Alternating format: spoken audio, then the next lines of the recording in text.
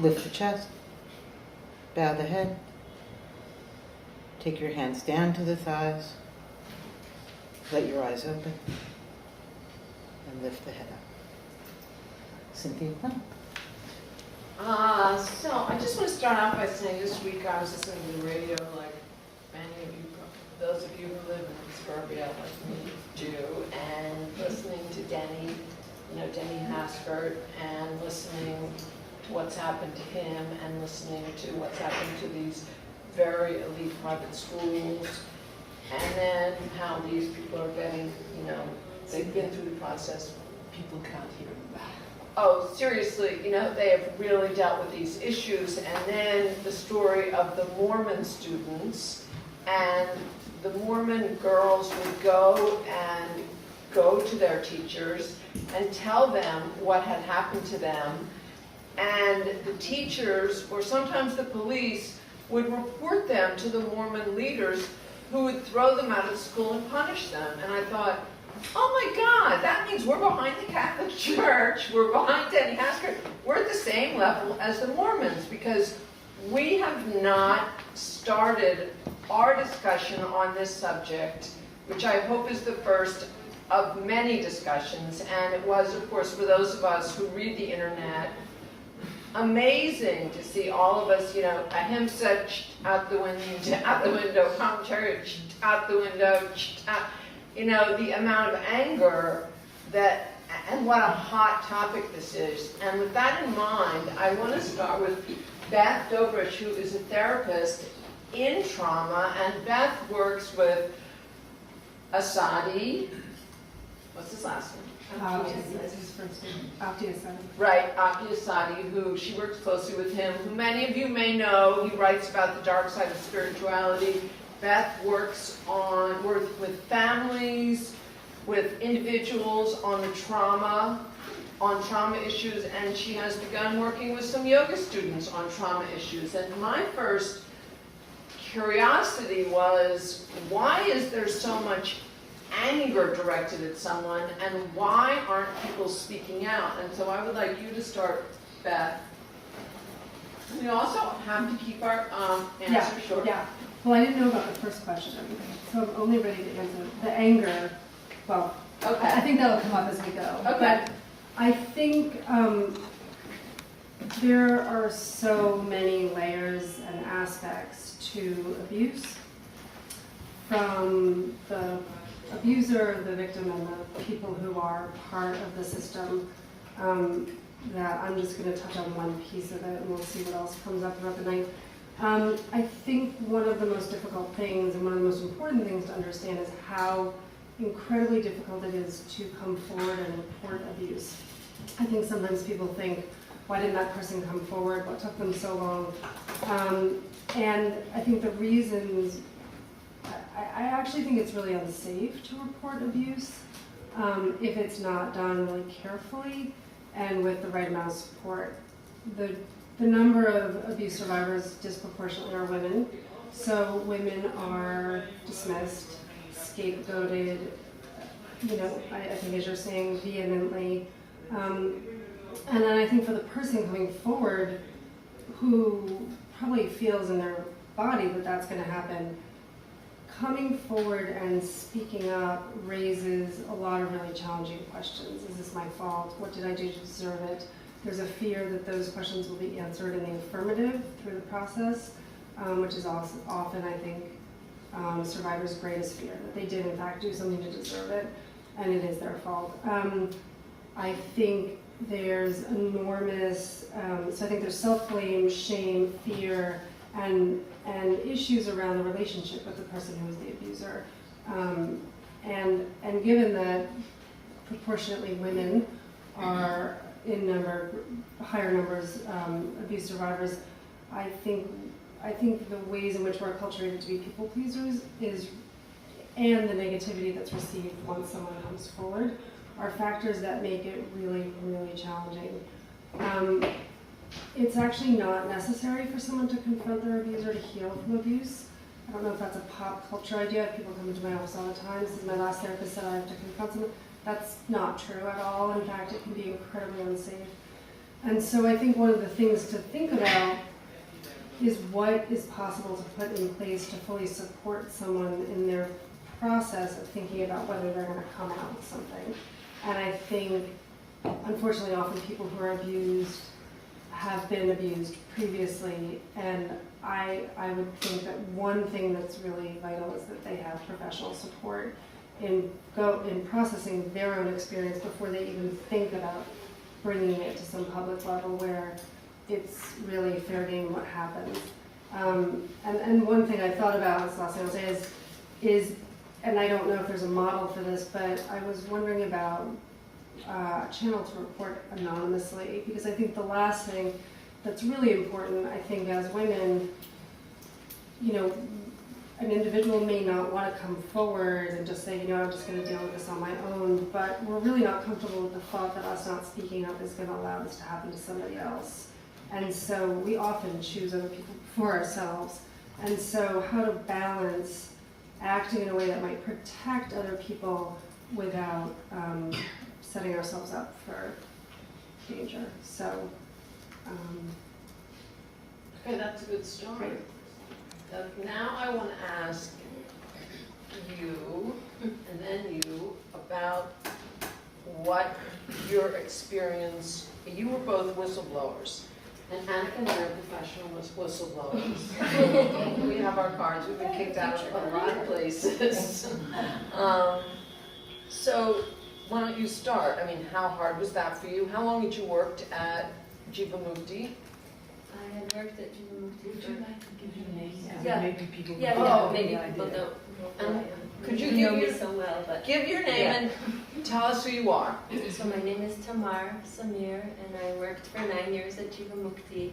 I'm a Jivamukti trained teacher, and Jivamukti has been in the yoga news a lot lately. So I assume most of you know the story, but in case you don't, there are allegations of sexual abuse of one senior teacher to a younger teacher. And so these allegations have been kind of circulating in our school for several years. And I heard the story from various people before I heard it from Holly. And finally, when my wife Nora and I asked Holly to tell us the story, we felt that we had to report it, and we discussed this actually with several other teachers. So it was actually a group of teachers who decided to report this, and a lot of people think that Holly reported it, but actually it was we who reported it and asked for an investigation.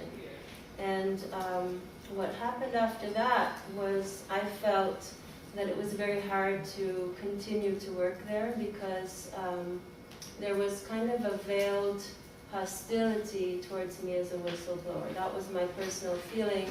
There was a lot of talking and gossiping, circulating, saying things to kind of minimize what had happened, even though, you know, and I wasn't there and I don't know, but there are several teachers still working at the school and teachers who have left the school who can corroborate a lot of the story.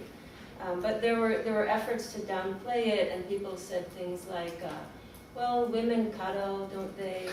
And Women it have was sex all the time. yeah, women cuddle. It was consensual and made up, things like that. So there was this sort of, I felt that there was in the culture an effort to kind of tamp down the opinion in the school about what was actually happening. And then eventually the school came out with a statement about this last February when it went public, and the statement was made on behalf of the whole school. Now the whole school is a very, very large amount of teachers actually, and so to me when that statement came out, it was very clear to me that that statement does not represent my point of view, and I couldn't continue to represent the school if the school didn't represent my point of view. And so then I left, and since then I've received various aggressive messages on Facebook. I've had someone try to break into my Facebook page, things like that, but I'm not saying that to complain about it or anything like that. I'm saying it point out that there is a lot of anger towards the whistleblower, and I understand that that anger comes from denial, and I was also in that kind of denial for some time. And I understand the source of that denial too, because Jivamukti has a very beautiful mission statement, a very inspiring mission statement, which is all about compassion for all beings and animal rights and environmentalism and activism. And I am very inspired by that mission statement and fully support it. So for a long time, I compartmentalized that the mission statement and everything that the school was doing for animals was more important than perhaps other things that I didn't think were going so well at the school. But when this happened, I couldn't compartmentalize that anymore. I know a lot of my friends who go there or who teach there, and they say things like, I go in, I teach my class, I leave. And that is, now that I see it from the outside, because I used to say that too, but when I see it from the outside, I see that as a form of denial. That the relationship between the teacher, they think is just between them and their students that are in the class, and then everything outside of that is not in their purview, and they don't need to be concerned with that, and they have no responsibility towards that. And so what I've come to see is we have to be advocates for each other. We have to be advocates for students when something like this comes up. And the last thing I want to say about it is also that I've seen there's been a lot of discussion on Facebook, and I've seen a lot of senior teachers, senior Jivamukti teachers, making statements to kind of encourage people to be silent. Things like, namaste out of it, and don't use divisive speech, and don't complain, and don't blame. And I have to say that that is a form of spiritual bypassing, and that is a form of getting people to be silent. And I understand if you have nothing to say, or you don't know what to say, or you don't know what happened, so you can't say anything. That totally makes sense. But I don't understand asking people to be silent when they do have something to say. Thank you. Julie, do you want to talk about switching over to Mr. John Brennan? What your experience? Well, my experience, funny enough, has a little less to do with John directly and more to do with the community that was created underneath the system and inside the system he created. And that the way that he ran the system in the school was very top down. And so the communities that were formed as, communities around there ran it that way too. So the teachers that ran studios were, I can't find the right word for it, but soul leaders that were, what was the word? Hierarchy. Yeah, very hierarchic. And there was a lot of manipulation and stuff like that went on. So I was a whistleblower, many years ago, and the result was just I flat out got fired. And some very small, minute reason was the ruse. And when I was let go, I was made an example of what not to do and how not to be via an email that was shared with me via someone I was friends with. But then after that, it was really a terrible 4-year experience of feeling very outcast from the community. And then I was scarlet lettered. And there was no help from anyone in my experience, and there wasn't really anywhere to go. So, can I jump into something that Sure. Beth, right? Mm-hmm. That Beth said about that, there needs to be possibly some kind of organization or person or something outside that can be a safe house. And ironically, in I'm Sorry Yoga, we had an ethics committee. And John used to laugh all the time that the ethics committee would just sit in cobwebs because no one ever needed to complain about teachers or anything like that. So the biggest irony, of course, is that he was called to the ethics committee and he refused to go. So typical. But then also, I still didn't feel like even with that, it was, because it was within the Honest Art community, I still felt it was going to be colored by this notion of, well, you still need to abide by the rules or our way, you know, you're free to go. You're free to go kind of thing. So, Can I just ask you a question?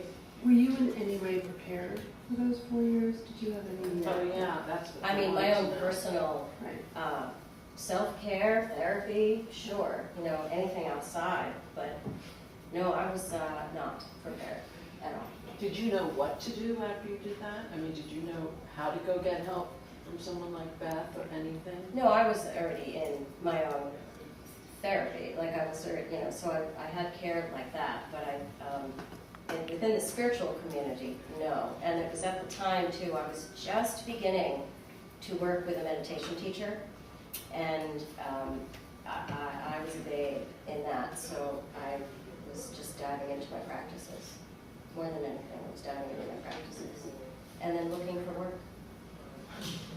So I think again, I mean, in an ideal world, you would have been prepared, right?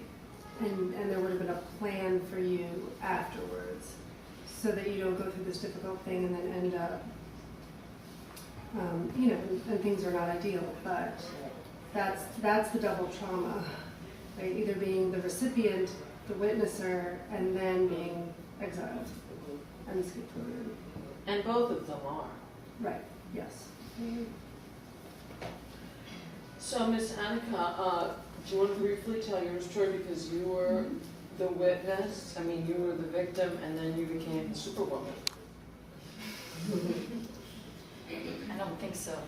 I'm a survivor of extreme abuse. My name's Annika Lucas, and so I survived network abuse in Belgium, a pedophile network, where children were killed. So I lived through very extreme childhood trauma. And I found Ashtanga yoga as a perfect physical therapy. And I never saw it as anything else. I practiced in New York, and the studio where I practiced, they organized a workshop with Patapi Joyce, which I went to because the studio was actually closed. And then I was groped by Patapi Joyce. And I never really felt that I wanted to be very much a part of the community in Ashtanga, because I always felt something was a little bit off, and I couldn't quite name it. But after that happened, I knew immediately that I couldn't speak out loud, because there were 400 people in the room. I couldn't say something right there and then, or I would have been banned, and I wasn't ready to be kicked out. And I felt that very strongly. And so I had to do it my way. So I went to him privately and told him it was illegal to touch women on the genitals and the buttocks. And he said, okay, I'm no touch. And so it turned out to be all right. He didn't touch anyone else for the remainder of that workshop, and maybe not afterwards either. But I do hear, and I think there is someone here tonight. I don't know if she's here, Marissa. I don't know if you're here. Hi, Marissa. So this was something that happened to me, and I wonder if you wouldn't mind sharing what happened to you as well, because I did feel for years that even though it was obvious that this happened and it wasn't denied, it seemed to be completely just me, and I was the only one writing about it. I'll try to speak. I went to India, I went to Mysore to study with Patapi Joyce. It's almost 20 years ago. And I was very excited to go there. And when I got there, I was really horrified. In India, he was blatantly groping women. You were sitting on the staircase, and you would just see it. It was just blatant and printed. The way he would touch men was very different from the way he would touch women. And I was very upset, but I was there and I had come a long way. And at first I was very resistant. You can imagine trying to practice yoga when there's so much fear. Like, where's he going? What's happening next? It was really very disturbing. And then I ended up, it's okay to speak about it a little bit. I ended up, I had a lot of resistance. Should I leave? What should I do? This is really horrible. And I have two people with me who were also very upset. And then we were surrounded by a community who was saying nothing. And it was very difficult, but I was very glad I had these two people. And then when they left, I was alone in India and with it, and nobody else was talking about it. And I decided to just let go and devote myself and ignore it. And I went through a couple of months of just really devoting myself to him and devoting myself to the practice. And in that process, there was actually a lot of, I got a lot of attention, and I had a lot of great experiences from the practice itself. It's a very wonderful practice. And then finally, he broke me in a way that was so over the top horrifying. In Utthita Padmasana, when you put your hands down to the ground, and he pushed my hands to the ground so they were locked. And then he put his hand over my buttocks and he poked. And it was pretty disturbing. And I did leave, but I did not. I was terrified.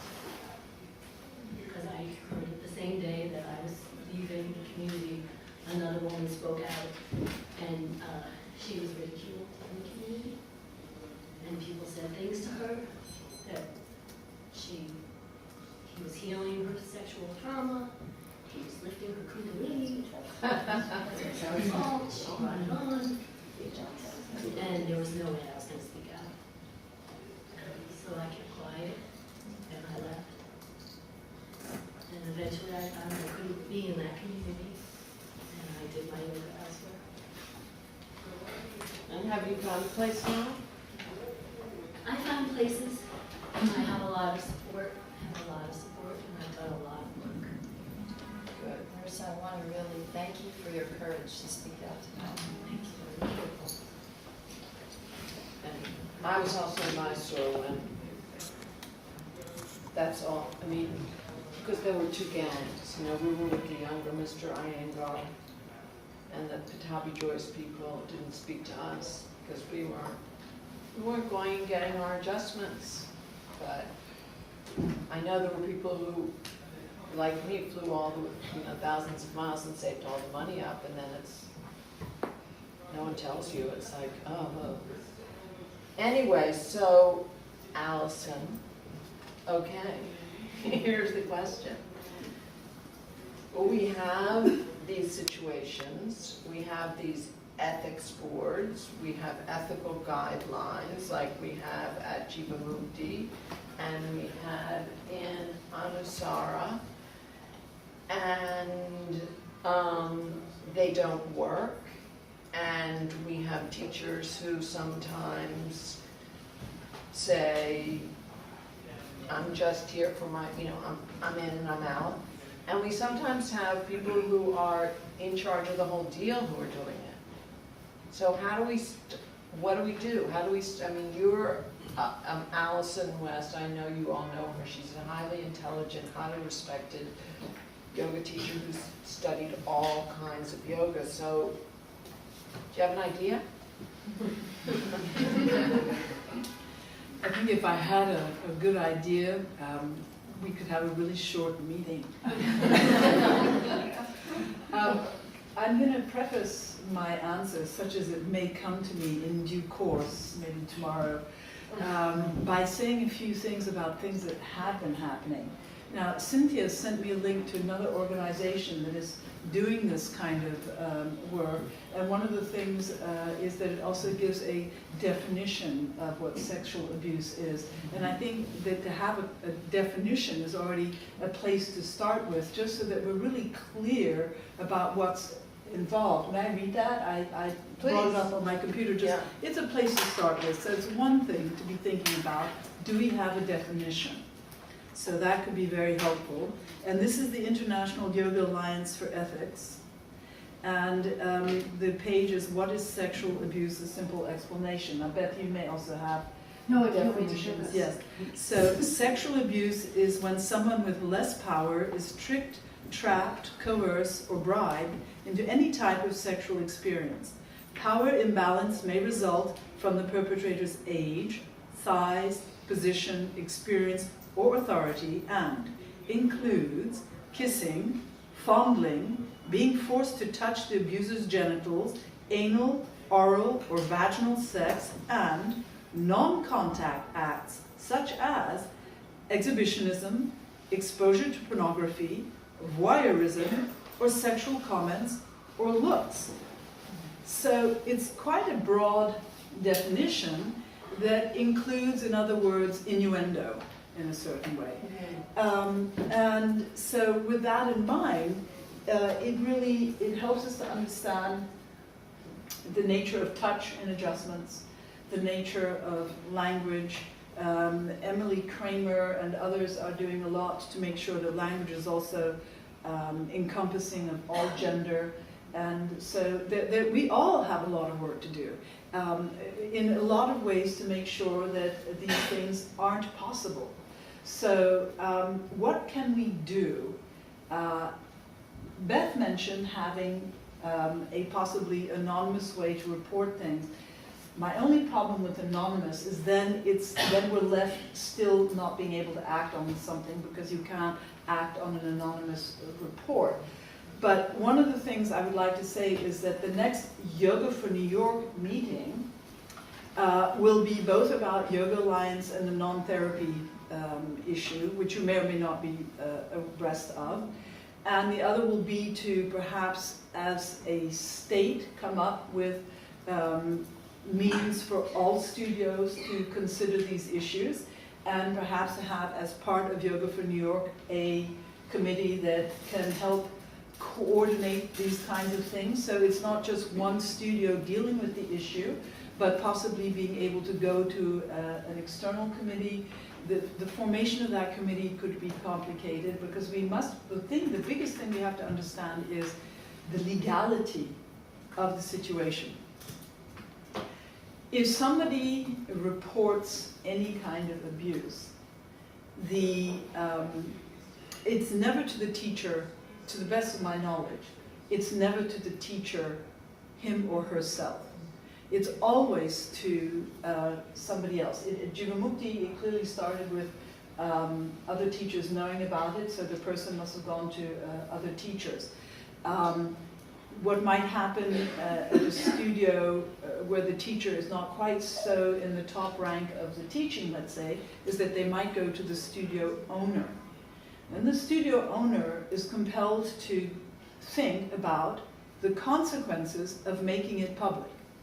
If it's made public, the teacher in question could be innocent, by the way, and could countersue. So you find yourself immediately, the minute it goes public, the lawyers will appear, and it will be expensive to the point of possibly bankrupting a given studio. So, and I'm not even going into the person is right, the person is wrong. It's just the legality of this situation is extreme. So the preemptive actions that we could engage in, and which Annika, is Annika or Annika? Annika. Annika, thank you. I just want to get that right. Annika is proposing, for example, with the pledge, is that every studio make it known of itself, of its teachers, and of its students, that we will all operate at the highest level of ethics. That we will operate, first of all, to make sure that people have a safe environment in which to practice, that teachers will vow to maintain correct conduct, that the protocol that is established will be followed. If there is a protocol, it must be followed. So in a number of instances, it hasn't been followed. I gather at YogaMukti it wasn't followed, which has led to bigger consequences. At the Anusara school it wasn't followed, but that would have probably been, from everything I've understood, too late anyway to prevent the problems.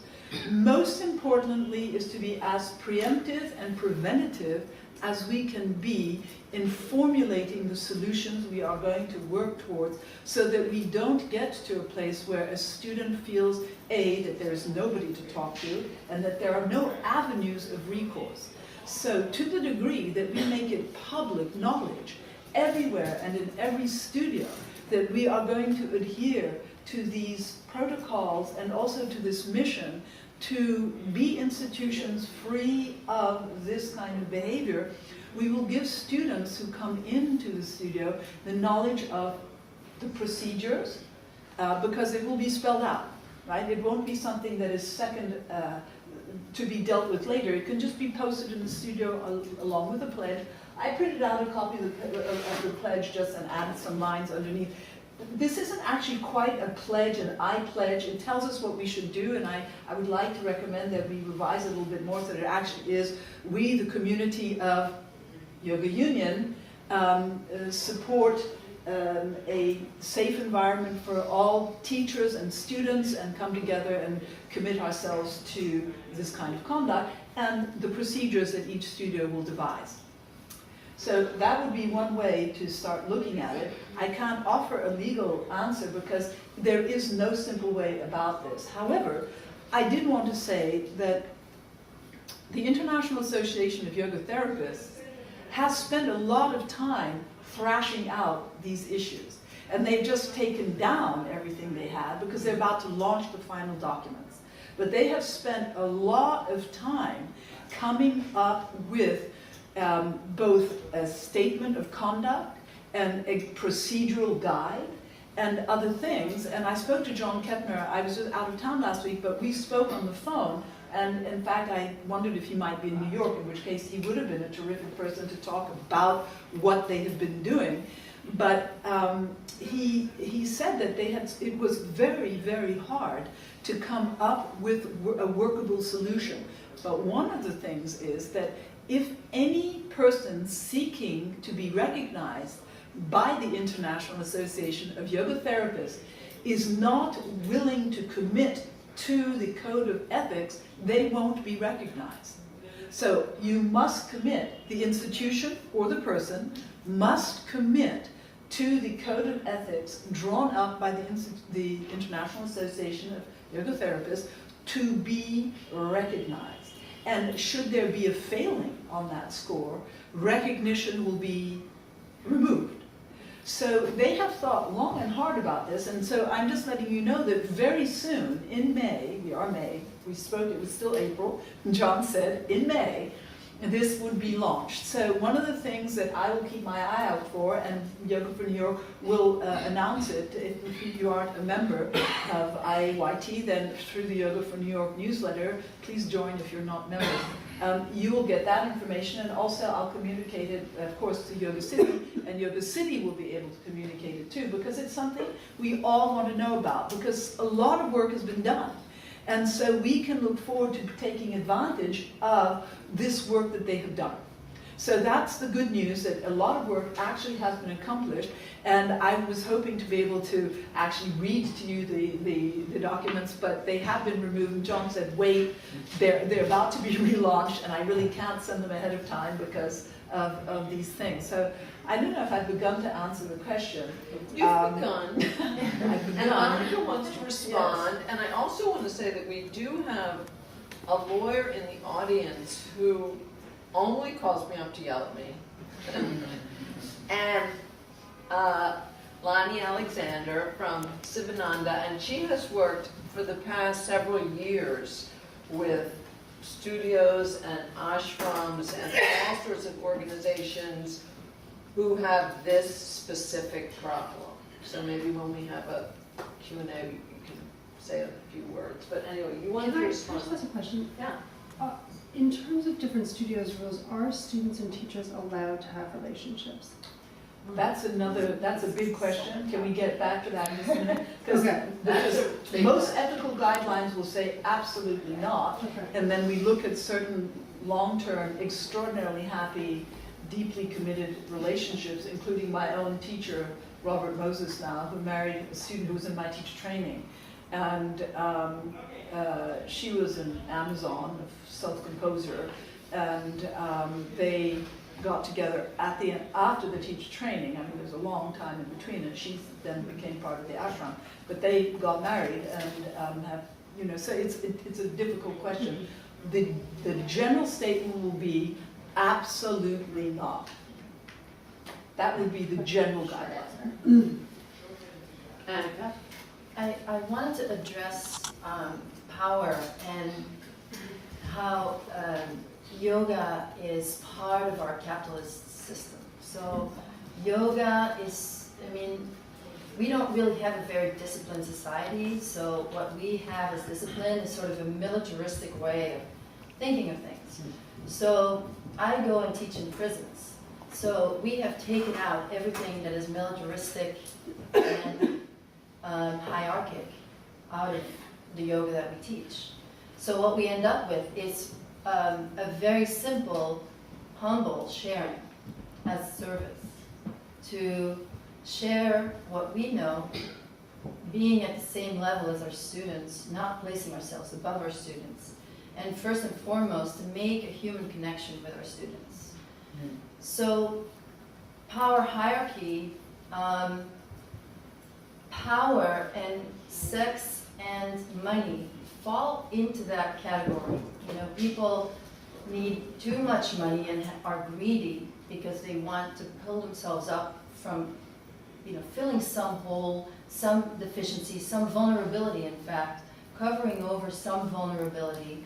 People who are sexually abusive are, I was abused by many, many people, and I really got a very strong sense that people were repeating something. I often received a certain age, young age. And of course, amnesia is a very common survival mechanism. Now, spirituality itself is not for sale. So when we bring greed, a lot of those big gurus, I mean, they were really raking it in.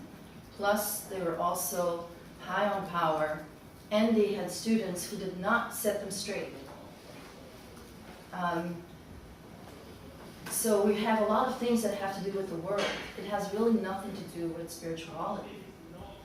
Now, my spiritual journey has been the place where I started being completely attached to my abusers that I needed for my survival, being completely brainwashed, being completely, you know, I just loved them so much so that I could live another day. So I came into the world as a young adult, survived that, but I was like that with people. I could only relate, you know, I would give so much, all my power immediately to a man. And I would just make them so big and just give them all these good things from me. And I kept the story going that I am evil, I am bad, I am not gracious if I say something, if I speak. And all these things that were imposed on me that are the justifications that an abuser needs in order to do harm. Any kind of form of harm, you have to justify it, because if you could see the person, the human being in front of you, you'd never be able to do something.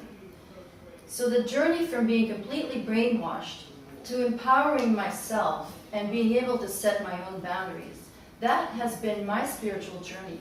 And I think that here tonight are a lot of us who have been through that journey. And I think the one thing that I've learned is to be able to say, I used to choose against power when I didn't have the self-esteem. And I don't really know why, because it was very, very hard. I was suffering tremendously, and I wouldn't want anyone to suffer the way I did in my healing. In my healing, when I was feeling the pain from what I experienced as a child. So in those 25 years of healing, the pain I felt for not choosing power, not choosing the world, but choosing instead the insights that I was receiving from living feeling the pain, feeling into what had happened to me, and really integrating all these different parts that had been shamed out of me, I should say, and integrating them and finally learning, and I'm still working on that, that I'm innocent, that I'm not this evil being, that it's not my fault, all these things. That journey of empowerment, that's been my spiritual journey. And that strength that we have from that growth, that's a precursor for true spiritual work. So anyone who has to live in any form of denial, once we've been through that journey, we know what it's like to be there, because we've been there. And we start somewhere in a place of denial, I'm assuming. We all have to grow somehow. So I think this raising awareness and to really look at these issues and to really speak about them is the first step to undertake, because the majority of society, as we know, are apathic, right? So there's people who get abused, they may be empaths. People who are abusing, they may be sociopathic. And then there's everyone in between, and there's the apathic majority that is too scared to stand up against the authority, but also is not someone without conscience. So if we keep talking about this and we keep raising awareness, eventually the 62% that is too scared to make a difference, that's going to change. Hopefully. That's why we're starting. I mean, we're at the very beginning of this, it's true. But we want to keep talking about it. And speaking of that issue, and sort of something that we talked about, and something that when you were in this kind of studio, and is, since we're at the beginning, we're sort of allowed to say ask whatever we want, but I want to ask, does the guru system work in this country? Simple answer, no. No. Absolutely not. We're Western. I think culturally, this is not something that we know or really understand to the degree that it's being appropriated from this other place where it works there. It also doesn't work there. I'm very aware of that. Of course. However, there is more of a cultural understanding of it there than there is here. Right. To then bring it here and then have, the American adaptation of it gets, as you were saying, the consumeristic society, it just doesn't, I don't think it works, absolutely not. And it's also, the Ansar world was also an example of that. He never said he was a guru, I never looked at him as a guru, but it was a top-down system. There was only one person at the top. He was CEO, he was CFO, he was head teacher, he was lead certifier, he was, All the titles he had. he had them. And he didn't share any of those responsibilities very well. So and he set the example. That's the thing. He set the example for all these other communities and how to behave in studios and how to behave. And one thing I was going to say in response to you is also the big challenge of all of this and these guru imitator kind of communities too, is that it's a very fine line between the culture of a community and the cult of a community. And I was thinking a lot about this, like where are they separate? Are they separate? And it's something I was thinking about, because in retrospect I'm looking back and I was like, I'm in a cult. Look at that. I didn't realize it, but I was. And in that community, both large and small, within the New York City community versus the larger scope of it, communities like that have unspoken, unwritten contracts or vows that they take both to each other and within themselves to both behave a certain way, speak a certain way, dress a certain way, walk a certain way, everything, and to want to go, and stand up, like you're saying, to build the self-esteem or actually have an awakening, an epiphany of like, wow, that crossed my boundary there. Be it a sexual abuse, in my case it wasn't that, but it's, so no, I don't think the guru thing works here. The guru thing, works or not works. I'm not entirely I think that might need to be defined better as to what we mean by it works or it doesn't, because there are some great teachers whom students are devoted to, and it perhaps operates like a guru system, but it doesn't involve a cultish aspect. So is guru a cult? Is a guru system a cult system? Are they being equated? To me, a guru is someone who leads someone to enlightenment. So someone who is understand that. fully enlightened and leads the chelas to enlightenment. The chelas then give their life in the hands of the guru, who takes responsibility for their life humbly. And Exactly.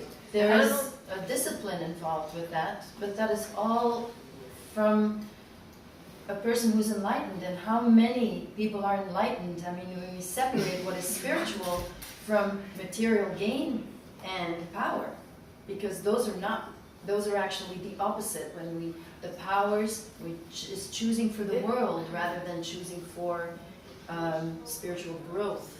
So in other words, we don't really have what you're saying are realized spiritual masters. I'm not 100% sure that's true, because I think that Native American Indians might say that there are some very serious traditions where there are great teachers and so forth. But I mean in yoga.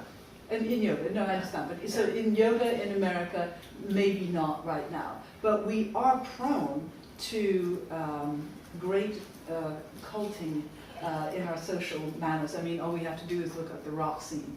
And I mean, there is a natural predisposition to want to find people who are going to give us answers. So that probably is universal, but we see it in our culture all the time.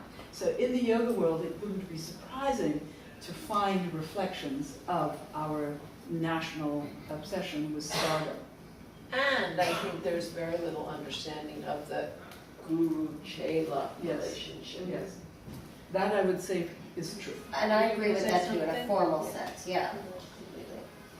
Well, I just wanted to add something, a couple things. With regard to the word cult, I think the word cult is a very difficult word for a lot of people. So I would like to actually maybe define it a little bit more to help.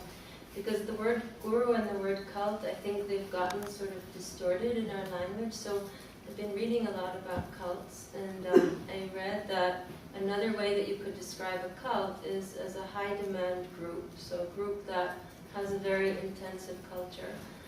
Another definition I read is that if you want to kind of evaluate whether whether you're under an authoritarian structure of some sort, you can ask yourself if there are any ramifications, negative ramifications to speaking your opinion. And so with regard to that, I'm not calling anyone a cult, but I'm just saying this is something to consider. And what I'd like to ask with regard to your initiative, Alison, is what to do when a studio has an ethics policy but doesn't follow it, because as we know, many of us are yoga teachers who have been through teacher trainings and signed these ethics policies, and the ethics policies all say no relationship between student and teacher, and then if there is one, you stop being the teacher and you clarify that the relationship is now between equals, as you described that happened with your teacher. So what to do when people don't follow the ethics policy? And another thing I wanted to add, just from my experience, is that after the story of YogaMukti became public, a lot of people came to me and told me their personal stories of experiencing abuse. And this At is Jiva? at YogaMukti, with YogaMukti teachers around the world, let me just put it that way. Now again, I wasn't there and I cannot vouch for those stories, but I believe those first-person narratives, as they were told to me. This is not about Ruth, but other teachers. And so the question is, why were those people either afraid to speak and tell their story, and you kind of answered that, but or did they have no one to speak to, or did they speak up and were they silenced? There are a lot of different answers to that in these different stories that have come up. So it brings it back to the question, what to do when a studio doesn't follow its own ethics policy. What do we do with the pledge if nobody wants to follow it? Well, that's exactly, but that's where if it's, we're just thrashing this out together. So if you have suggestions, it's going to be wonderful, because here we are opening the door to this, and then we'll also find out from IAYT what they've come up with. But to the degree that we make it as open as possible, and that these protocols are not in folders and binders under the desk and to be pulled out in the case of emergency, but rather are spelled out publicly.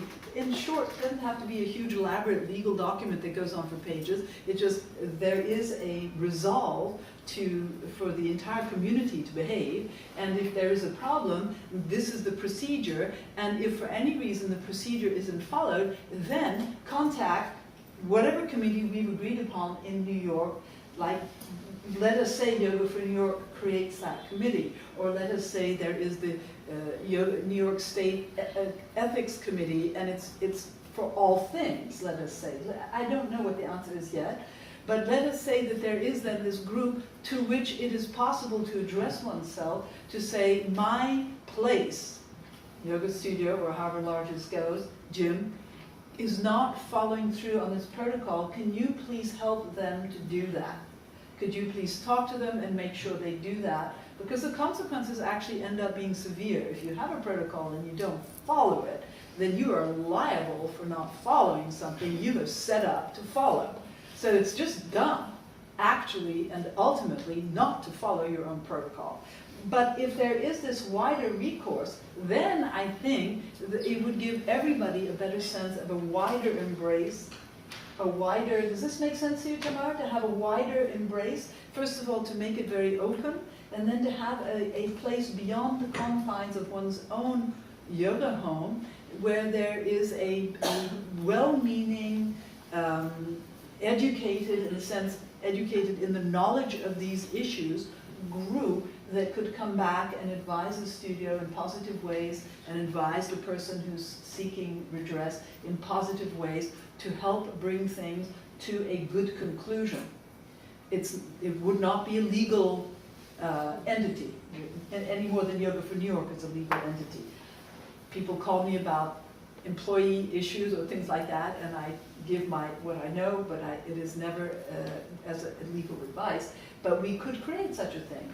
And to the degree that we're all holding hands like this, and we're saying, okay, what are you saying? This is what I'm saying. This is what we're all saying this together, we might create a vibratory atmosphere that is elevating and reassuring, and might also tamp down the need to engage in this kind of behavior. Well, Can I say something? Yeah. In response to that, Yeah. I love the idea. It's like it's an ethics committee, and again, like I said, it's ironic that we have one in Amritsar. and they have one in Chiba. And they have one in Jiva, right?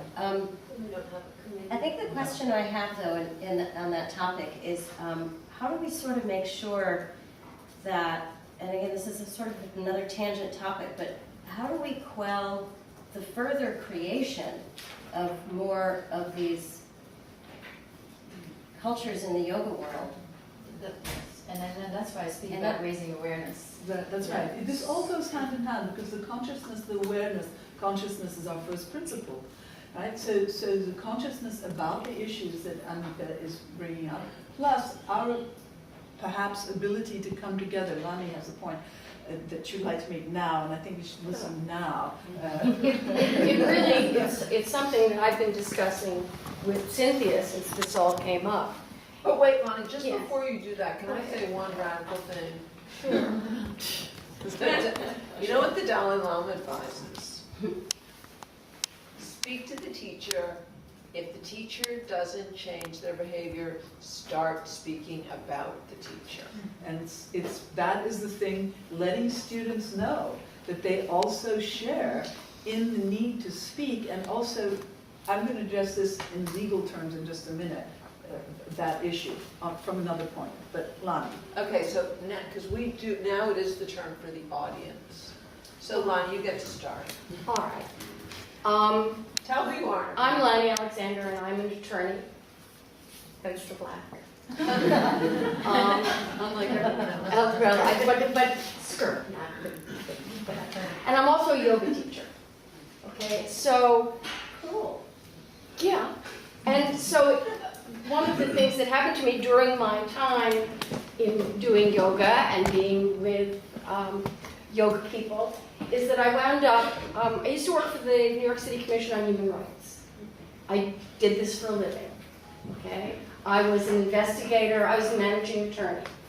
And I took that information and I worked with several yoga organizations because they were getting complaints of inappropriate behavior by their teachers, sometimes by a swami, whatever. And they came to me and said, what can we do? And I said, you have to do what any corporation does. You have to have a policy in place. You have to have a procedure to follow. You have to give training to every one of your teachers. And then you have to have an ability, you have to have either in a large yoga organization, international yoga organization, we taught people how to be investigators.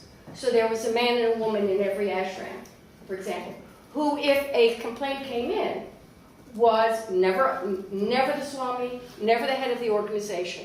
They were never involved in it because they might be the one that the accusation was against. So we set this all up. Everybody was trained. Now, remember this, I'm talking about international organizations. Here in the United States, there's laws against what's going on here. Hence, a lawsuit against Jivamukti. Jivamukti, I don't know really much about what happened with Jivamukti. I know that they had a policy. I have a feeling they didn't follow it.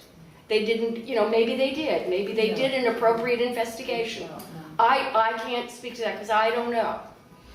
But I do know from my own experience that when complaints have come in, I have done investigations. And the main thing to do is you have to determine what actually happened. And in this kind of situation, it's very hard because generally there are no witnesses. So you have what we call he said, she said, or she said, she said, or he said, he said. And you have to make that kind of analysis and determination. It's very difficult. It has a lot to do with credibility. It has to do with whether you can find other people who also have the same experiences. All of these things go into having a knowledgeable investigator dealing with this so that the people who came forward, first of all, they were comfortable enough to come forward because they didn't have to go to the swami or the owner or the person in power. And yes, you can always go to your teacher first and say, don't touch me like that. But that doesn't happen very often. Okay? You feel like, well, maybe I misunderstood. Or, there are all kinds of things that we say to ourselves. So when you feel uncomfortable enough or it happens in a severe and pervasive way, somebody does an outright grope, or speaks to you in an inappropriate manner. These are the reasons to come forward, file your complaint, and it gets passed on to the appropriate investigator. That third party that you're talking about. What you're setting up here is absolutely key to what we can do in this city. The other thing that I found very interesting about what you said was, first of all, it's expensive. First of all of you should have insurance. All you yoga owners should have insurance. The other thing is it's expensive to have lawyers advising you all the time. So what you need to do is, as a group, you hire a lawyer. I happen to know a very good one. And you have that person set up, and you work it through with all of these organizations. You come to a policy, you all sign up for the policy, you all have a procedure in place. You are all now certified. You have some sort of little logo or something that everybody puts on their website that shows that they have a policy in place and a practice and the ability for anybody who feels that they've been inappropriately spoken to or touched, that they have recourse. And the recourse is real. Okay? It's real. And nobody is going to victimize you. Nobody's going to say it's your fault. Fire you. Or fire you.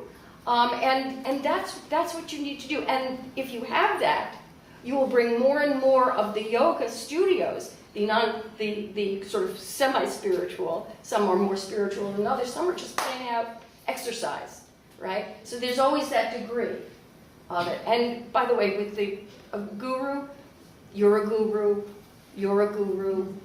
Anybody who is in that position of being the leader can put themselves in a position, probably not even wanting to, of being that person in power. And that's an awesome responsibility. So they need to take care of that by acknowledging their power, acknowledging their place, and saying, I don't choose to go any further with that. I'm going to take this road, and I'm going to teach all my employees. I'm going to have them trained by a trained professional who is going to take, and I've done that. I've done it, and by the way, the India people, you know, I have gone to India and taught for the yoga organizations, taught the Indians about the inappropriateness of their behavior. It is culturally difficult to make them understand, because in that society, as you all know, there's a great deal of difficulty with women who are being harassed all the time. It is completely pervasive in the Indian culture, and the Indian governments have laws, really strict laws against it. If you read them, you would just be amazed. But nobody ever does anything about it. But there, when you go to India, you have to understand that it's a different culture. The Indian guru doesn't always understand the Western woman, and you know, especially the younger Indian teachers. They get involved with it. The Western woman is interested and wants to know more about the culture, and they misunderstand very often. Yes, and I'm sorry, I just want to jump in here because I just want to make sure that we're not going to try to educate people about, you know, this mentality, you know. It's Well, I'm just rather saying that about you should making be sure that we are clear about our boundaries. You should be all I'm saying is you should be careful, because that culture is different from our culture. Yes. Okay? Let's So just all make I'm sure that saying no is one who went to India feels like maybe It they was their have problem. blame, okay? No, I'm Let's not just make blaming sure anyone. I'm just that- saying that your example is a perfect example of not understanding what was going on. That guru had mostly American students because Oh, the Americans All are, Yeah. all, not a single much Indian. more money. So it was all American students, and this is something that hasn't been really addressed, but there is this sense of exclusivity, right? Because you have to belong, and you can call it a cult, and certainly there were these elements that you described, but it's also a sense of exclusivity that comes with scholarliness, that comes with arrogance, that comes with belonging, where you have to be specially certified, you know, from Mysore to belong to that club. And so a lot of people's lifelines are right there, Mm-hmm. No, I get that. because that's how they make their living, and it makes it all the harder to stand up.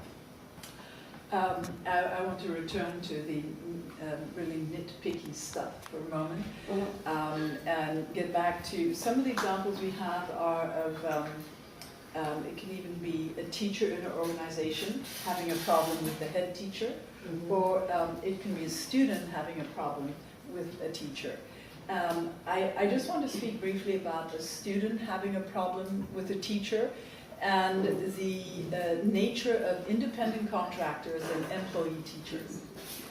And I spoke to the Department of Labor about this while I was away last week. I put in a call, and we've remained, you know, you'd think that we'd have a terrible relationship, but the way we went through the yoga teacher training licensing thing meant that a lot of good avenues, doorways to communication were actually open. And so Nancy Gorski called me back, because I had sent her an email, I sent Paul Mason an email in fact, saying, could you please tell us what the dangers are Now for those of you who are studio owners, this will be particularly interesting, but teachers as well, you should know this. What are the dangers to a studio owner if a student goes to the studio owner about a teacher? Because the state views going to a studio owner about issues as beginning to describe an employee-employer relationship. Do you understand? Mm-hmm. So this is why on the questionnaire it says, do your teachers handle complaints or do you handle complaints from the students? And you may be thinking as a naive new studio owner, well, of course I handle complaints because I'm a great person. And what you're saying is you're taking control of that teacher's stuff and you're going to handle it. So, but this is a very specific case where there is a lot of leeway. I want you to know this. It can never be completely satisfactorily answered yes or no. But please be aware that these issues arise around employee independent contractor status. And so that is why it's very important if you can get the student to talk to the teacher first, to get the student, if your teachers are independent contractors, because you want them as much as possible to resolve it. And of course, if it can't be, a third party is a great way to go because you're not going to the employer either. So at that level, it can help diffuse the issue of the studio owner being the person taking control of the situation. So it's very important to know this because it isn't immediately obvious in this discussion. At YogaMukti, for example, all the teachers are employees, so it's in any event not an issue. But if you are a studio owner with independent contractors, you definitely want to understand the nature of taking a student's complaint. Okay, so it's much more flexible around these issues. They were very clear about that. There is more leeway for obvious reasons. Okay, that's it. Okay, now we have people wanting now. Yes. Okay, ma'am, yeah. It's expensive to practice yoga. Yes. And since you're dealing with teachers and they're physically putting their hands on you, I don't know Maybe not. You can say well, no. if you're being adjusted or something, you can expect to be, if you're in practice. Something we actually would like to change in terms of, empowerment to the students. So I've been in classes where a teacher I don't know will come up and say, they ask permission, which I'm comfortable with. But what's involved with doing background checks? Because I don't think it's yogis. I've been abused, not in the yoga community, just in other places. And when you speak up, you definitely get alienated, can lose your job. So why can't background checks be done on these people? Because it's not that they have anything to do with yoga. It's the person that just happens to be a yoga teacher that's abusing. So, can background checks be done on these people? Because to the degree you can do a background check, you mean the employer would do a background check? Or just the like the student? Board of Ed has, Right. See, It does might not something. show up though. it might not show up. I think it would have to get to a pretty high level legally for it to show up on a background check. but does that, There would have to be when a someone knows a prosecution. background check be done on them, would that sort of make them back away from even applying for a job? Well, they might know. That's a I mean, thought. if something isn't prosecuted, it's, You would know. yeah. A lot isn't prosecuted, so there would be Most. nothing to check because it's not enforced. It's a possibility, but, okay, over here we have some questions. We'll bear that in mind. I mean, we're not, I'm listening as head of yoga for New York, and I will think about that. So I just want you to know that. And I just also, I'm working on a workshop that really should be part of every teacher training, because obviously now we know we can get 200 hours teacher training, but become a teacher trainer without a background check. But I am working on a portion that should be part of every teacher training that really addresses safety in the room for each student. So I just jumped in there when you mentioned people come and touch you, right? Because usually they don't ask, and that's really not taught. Most places where you go to learn to be a yoga teachers, you're not taught to ask first. So to just generally allow people to choose up front in a way that doesn't feel like you have to then say, I'm the one who doesn't want to be touched, for example. You know, that doesn't mean you have to stand out for not wanting to be touched, but rather they have the flip chips, which is something that some studios employ, where you just, you know, so you can at least choose up front whether you're not going to be touched or not. So if there's any concern about the teachers, you don't have to worry so much.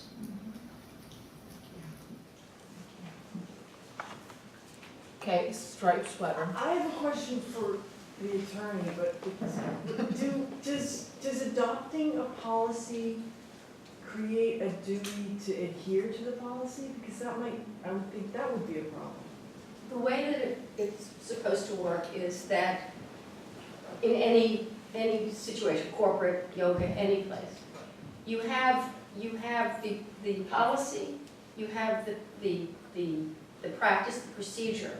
When there's a complaint, you need to follow that procedure. If you do follow the procedure and you take what they call the appropriate remedial action, then your liability is either none or very, very little. Because you, pardon me? And if you don't? If you don't, then your liability is terrific. And the financial liability of a lawsuit can be, I mean, that's what's going on right now. No, but I'm just asking, does it contribute to your liability? Does it contribute to your liability to have this policy? Yeah, it No. creates exposure. No. Okay, so these guys are, I just have a question. Most studios, if they're employing people as independent contractors, I've never seen this, but I don't know why it wouldn't help resolve some of the issues. Is as an independent contractor, you have to carry your own insurance. If you post your insurance on the wall next to your picture in the studio where you're practicing, people know exactly who's liable for your misdeeds, correct? They know who to go to. And it doesn't necessarily need to be the studio owner. It could be who's insuring you. Like you hit somebody in the street and you give them your insurance. If your insurance is posted, it would seem to me they would just call the insurance company and say, look, I have a complaint, right? That's not how it works. Won't work? Because still, even though they're an independent contractor, there's still going to be liability For the premise. for the premises and for what happens and for the person who actually engages the independent contractor. But don't the insurance companies have specific guidelines when they give you the insurance as a studio owner or as a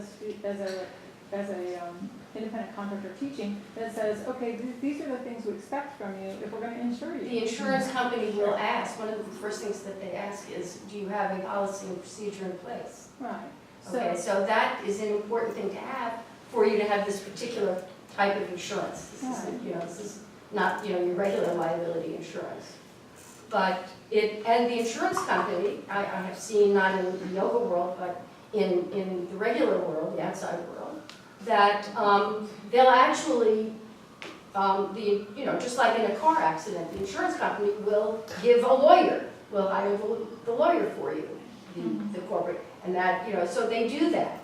And do you want that lawyer, or do you want your own lawyer? Well, that's a whole different story, but they're still ultimately going to be, they're ultimately the ones who have the ability to make sure that all of their independent contractors, when they come in, and the teacher's training, that component, absolutely is so important for all new teacher trainees to have that component, that day of training on how to behave appropriately, conduct themselves appropriately, how to adjust or not adjust, when to adjust, how to ask, all of those things. That's so important. But for all the people out there that are already yoga teachers and didn't have that, they need to be given training on just this topic.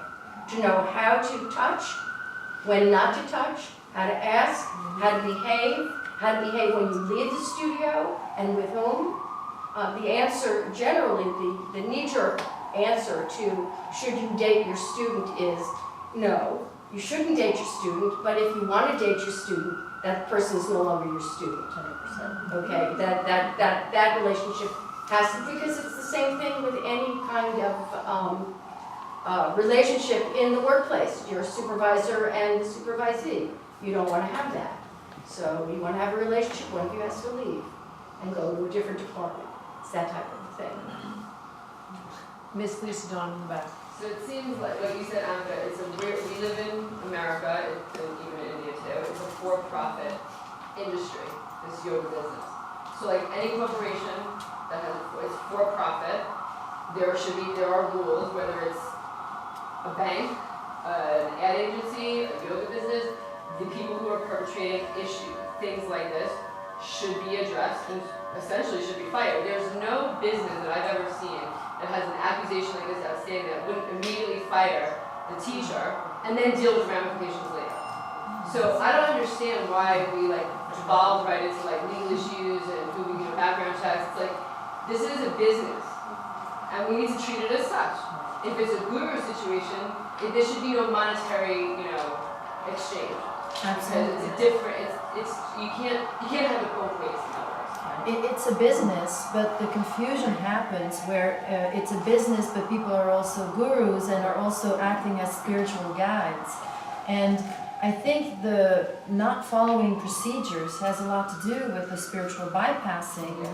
That is the problem of someone who feels that they are already further along than they are on the spiritual path. When it's really a cover of a vulnerable part in that person. And I just keep repeating that because the need for power and the need for that to be that kind of spiritual teacher. Yes, we all have our roles, that's absolutely true, but then there's also a choice and the need to be that kind of spiritual teacher and to just rake in a lot of money at the same time. And yes, there's the business, but what's more important is how big I am. So that person is covering some very vulnerable part in themselves that is not able, because of this cover, to be safely experienced. But the other part is that if you've been reading the internet, as I have, that the names that come up in Jivamukti who are involved in sexual abusing are people who are very famous teachers. So you're running a business, you're going to fire your famous teacher? Well, that's an ethical choice. I mean, if you're going to be a yoga institution and carry on with yamas, niyamas, and all these things that we say that we are, then even if it is your most profitable, most famous teacher, it shouldn't matter. Well, those yamas and niyamas went out the window then. But that's the business, that's where the business is confused, really. Can I just say that in the world of sexual harassment, litigation, and in all of that occurs, when there's a complaint against a teacher or anybody, the corporation does not fire the teacher. The school does not fire the teacher. They do an investigation. Maybe the teacher is put on leave. Maybe the teacher is taken out of that particular type of environment. You cannot fire somebody until you know and have investigated what has actually gone on. You never even know exactly what goes on, but they fire CEOs of companies that do this kind of thing. I mean, this is not unusual. But they don't do it. They don't do it quickly, and they don't do it lightly. True. Now we have other people who want. Now, you miss three-colored hair. You want to ask a question? This is a little on a different track, but I'm wondering how students and teachers who, for example, study at Jivamukti or studied Anusara, because I actually studied both. You're a double win. So, well, I didn't get as into the Anusara, so not strictly. But how to formulate this question, because I've been listening, but I feel the question. So, Jivamukti is using a lot of spiritual bypassing. I love that phrase, actually. It really helps express. They're essentially, when I read their response to Holly's situation, to her case, right? They're essentially using the same things that they taught us as justification. Yeah, absolutely. And it's so painful because I've been teaching them stuff for 15 years and now I feel like it's complete garbage.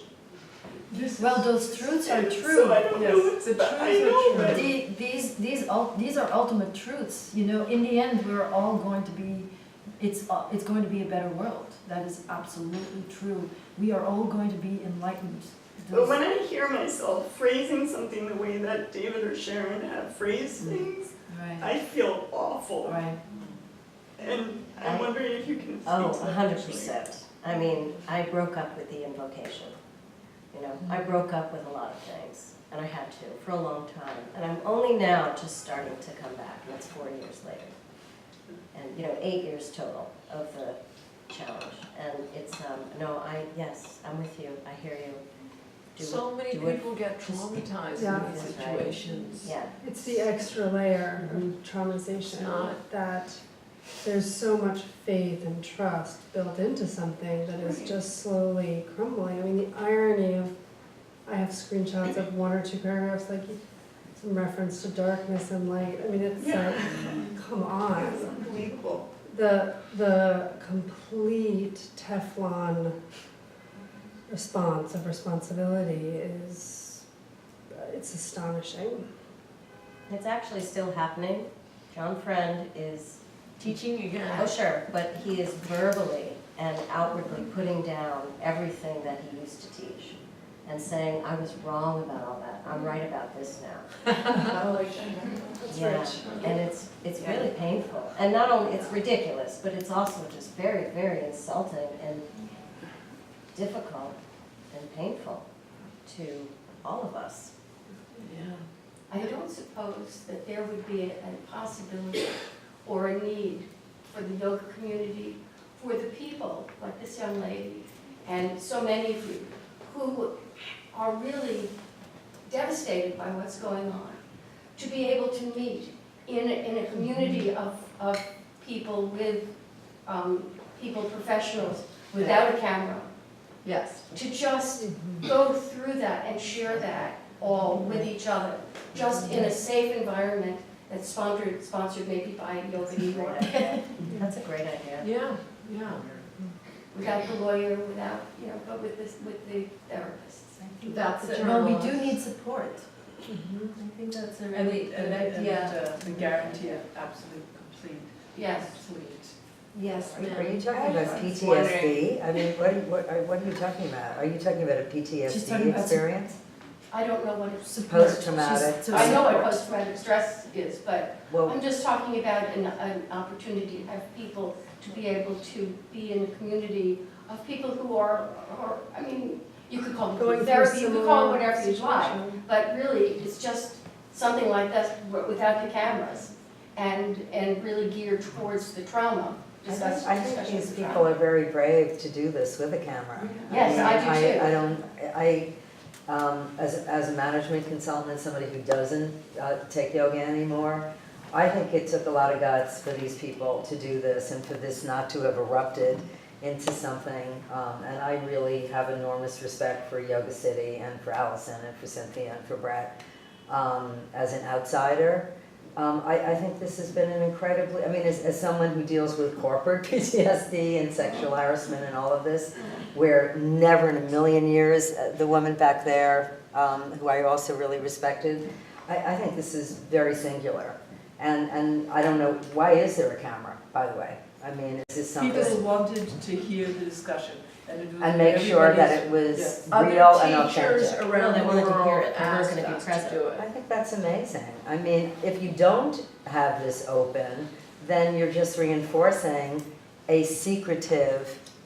No, she's just. But I think this what is she's something suggesting that is is just a the part space that's where separate. people This could is go just deeper. this is a different kind of. Okay. Those Yeah. specific people who feel specifically traumatized. Who are, and no, need no, to well, that's why I talk. said, we're Yeah, talking about it's just completely PTSD. different, that's just an We're aside. talking about two different And we- things. Exactly. We're talking about We can create- opening the conversation Yes. and then having a private conversation Yes. for people who aren't comfortable. Exactly. I understand. And Yoga for New York can And help this- bring that to But life.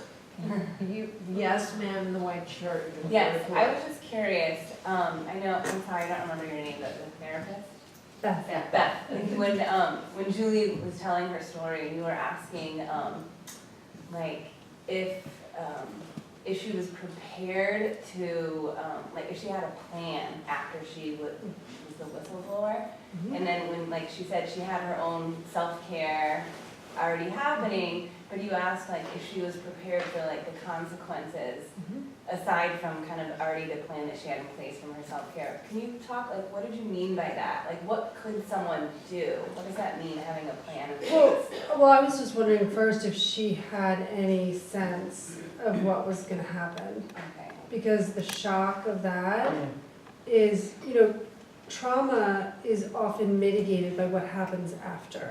Exactly. It's either mitigated or it's compounded. Sadly, most of the time it's compounded. And her compounding went on for several years. So I think, you know, again, in an ideal world, before someone steps forward, for them to know the level of vile hatred that could come their way, of isolation, I think they need all the information to make that decision.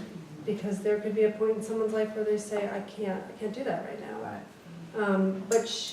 But so I was just wondering whether she knew. So by plan, I guess I just mean sort of to really know the consequences. Because I think we can get into a little bit of I think anyone coming forward is probably in a slight state of dissociation, shock, and amped up, and all sorts of other things. It's probably not coming from a super grounded place because it's so stressful. And we can't hold all the information if we're triggered. So that right there is setting someone up for further traumatization. But sometimes, unfortunately, if you do get all the information and you know what's going to happen to you, you're not going to do it. And you do, it is very painful when you do it, and when you go through it, and you learn the lessons that you have to learn. And you have to, and you realize you just have to do what's right, but if you checked out what was going to happen to you, you would not do it. Sir? I just want to first of all thank you all for having organized this. I think you're touching on some extraordinarily important issues, and many extraordinarily important issues, and maybe that's part of the challenge is knowing where to focus. Right. Perhaps I should, is it Allison? Yes. Yes, Mary, I can ask you. What is your name? Joshua. Hello, Joshua. If everything were to work properly, 5 years from now, what would it look like? Great question.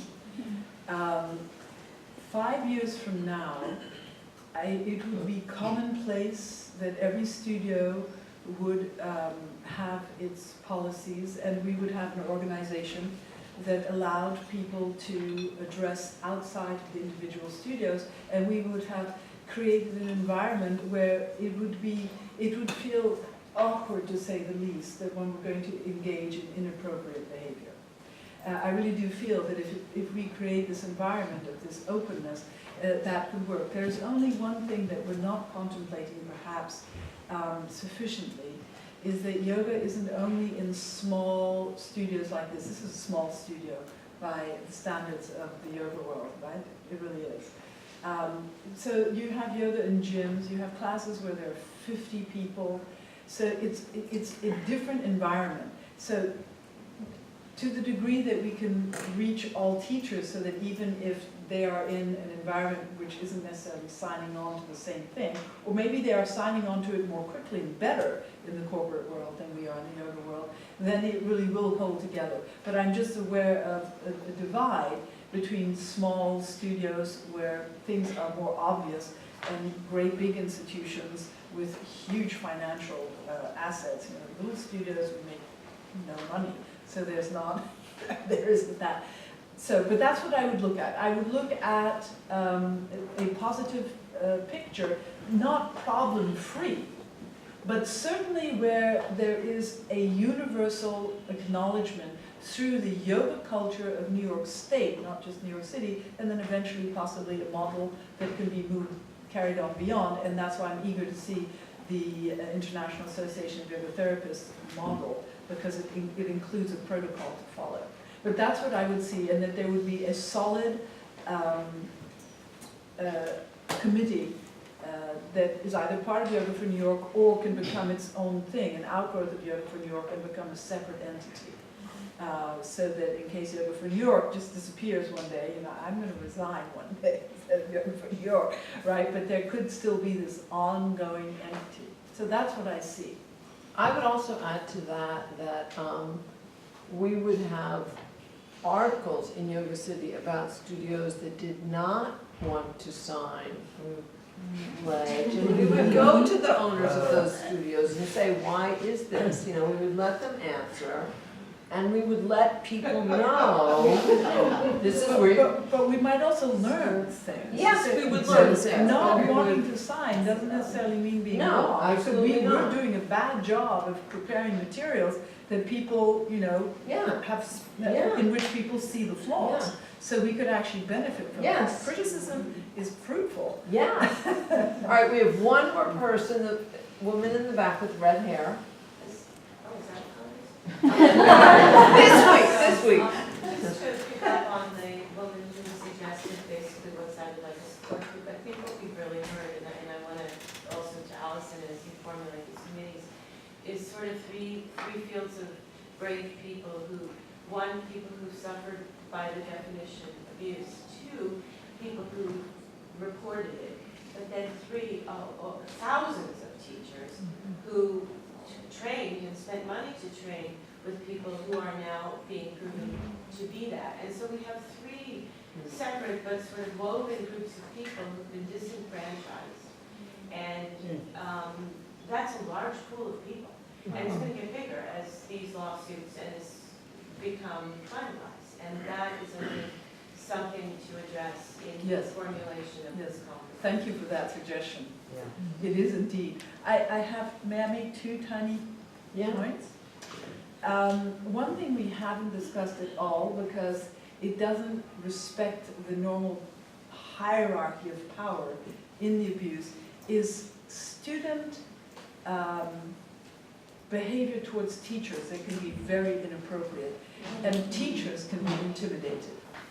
I have personal experience of this, of a teacher being touched by a student, spoken by a student in deeply inappropriate ways, and she was so shocked and embarrassed she couldn't deal with it. And that is also something that I'm addressing in this workshop It's for a serious awareness. situation, because it's not only students, it's teachers who can be intimidated by students, and the conduct is inappropriate, and the teacher doesn't know how to protect him or herself.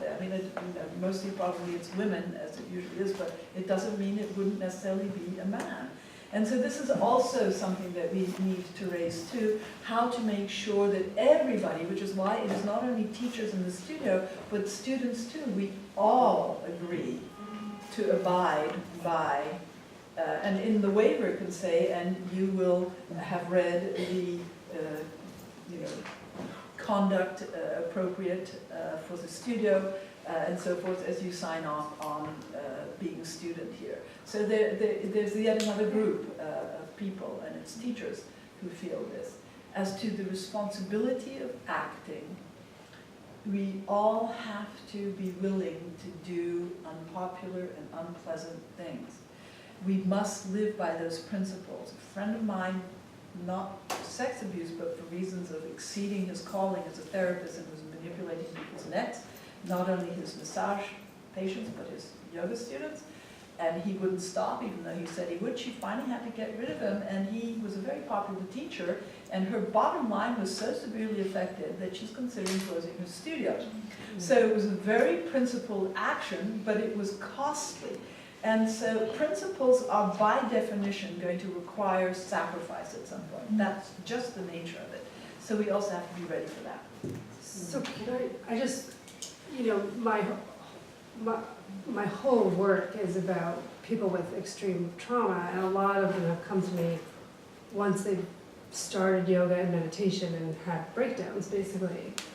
So I'm thinking about a very small group of people for whom I think standing up could actually be extremely re-traumatizing. I don't think that goes for everybody, but I do think a lot of trauma survivors are very drawn to meditation and yoga, and it can bring up a lot of stuff. Meditation can cause psychotic breaks for people with trauma. So I'm speaking to a very particular population. And to that point, may I just finally say, I've had a student break down doing a warrior pose because it opened her pelvic floor.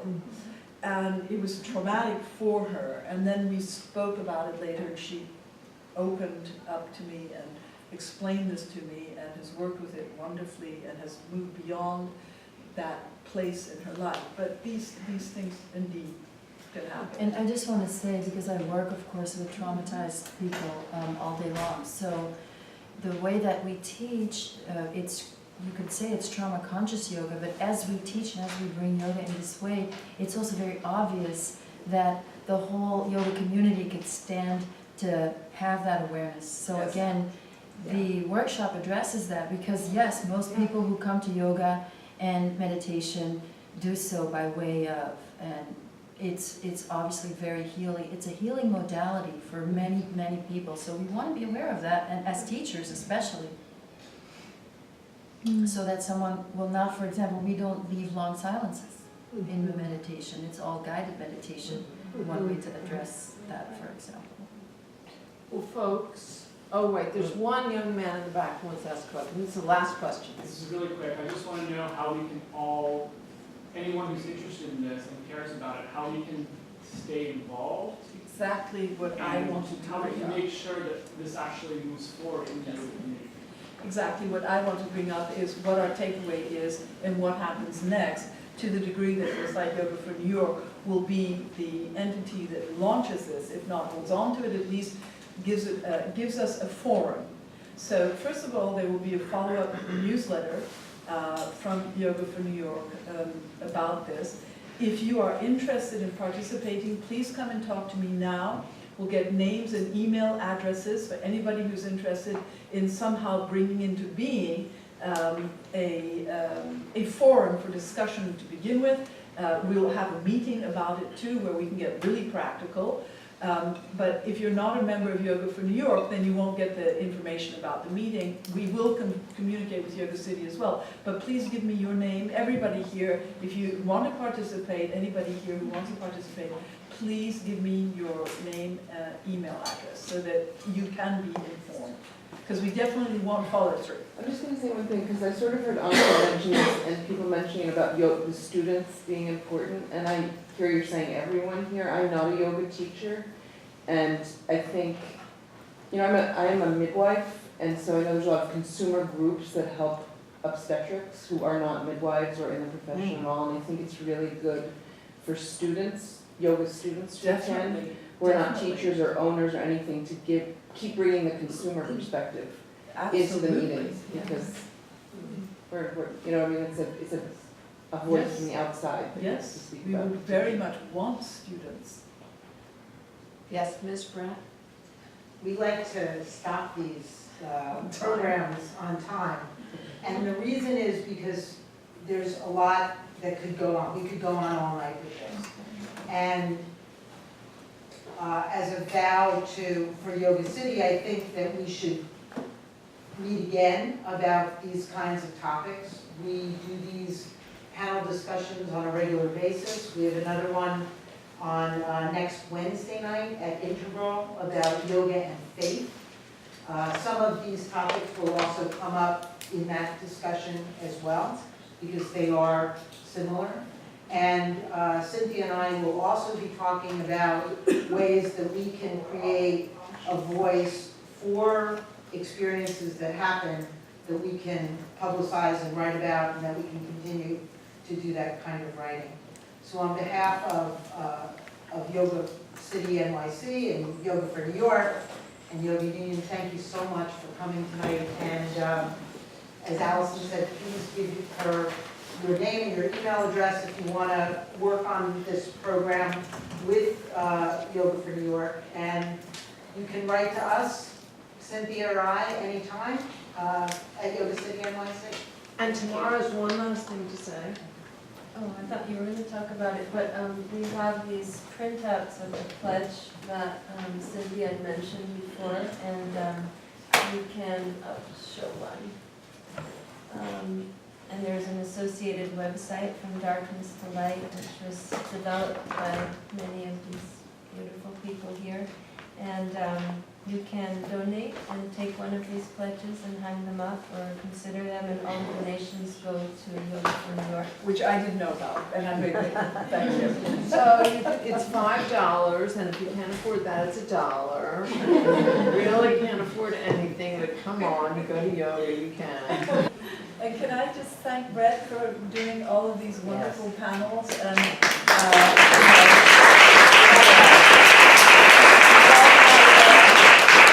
all my fellow panelists. It's just been wonderful. All right.